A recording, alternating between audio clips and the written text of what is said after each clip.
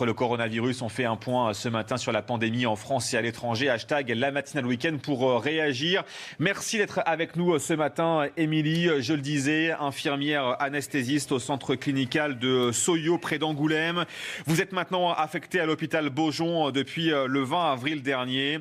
Vous avez travaillé toute la nuit dans le service de réanimation. Alors je vous dis un grand merci d'être avec nous quand même ce matin pour pouvoir nous livrer votre témoignage. D'abord, Émilie, comment allez-vous tout simplement? Bonjour, écoutez, je vais bien, un petit peu fatiguée quand même, voilà, on enchaîne les nuits, mais ça va, ça va. Vous êtes parti d'Angoulême Oui, pour rejoindre l'hôpital Beaujon, Émilie. Comment ça s'est passé, ce transfert depuis Angoulême à Clichy? Comment ça s'est décidé et ça s'est fait en combien de jours? Alors en fait, depuis le début de la crise, l'établissement dans lequel je travaille, le centre clinical, qui est une clinique privée qui fait partie du groupe Elsan, a tout de suite voulu aider et répondre aux besoins que la France rencontrait. Donc à tour de rôle, on a essayé de s'organiser et de venir en renfort auprès de l'hôpital Beaujon. Voilà, nous avons été particulièrement bien accueillis grâce à Thomas Bardot, qui est entre guillemets notre nounou, qui s'occupe de toute la logistique, notre hôtel, nos plannings.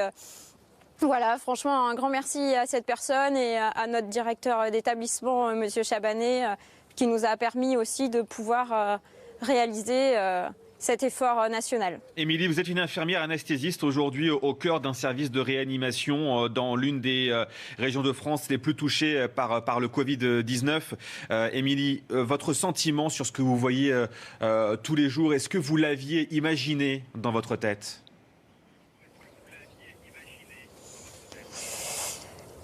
Alors, je l'avais un petit peu imaginé par les expériences de mes collègues qui sont arrivés ici avant moi. Je peux confirmer que c'est très grave, que les patients sont dans des états très graves, qu'ils demandent beaucoup de soins et qu'il faut vraiment être prudent et respecter les mesures annoncées par le gouvernement. Émilie, je crois savoir que juste après là, vous repartez à Angoulême, chez vous, pour le week-end. L'objectif, c'est quoi? C'est reprendre des forces et revenir plus forte encore lundi? Oui, l'objectif c'est de bien se reposer, de quand même retrouver un petit peu son chez-soi, mais vraiment de bien se reposer et d'être en forme pour réenchaîner les nuits de la semaine prochaine, complètement. Aussi le but c'est d'aider les équipes qui sont là et d'être là pour les patients. Aussi rassurer vos proches, j'imagine qu'ils sont peut-être inquiets de vous savoir parti depuis maintenant quelques jours en région parisienne. Oui, tout à fait, ça crée une inquiétude pour les familles, voilà, le manque pour les enfants, la gestion à distance, voilà, mais voilà, je pense qu'on est infirmière, on est là pour aider les autres, donc voilà, c'est naturel en fait.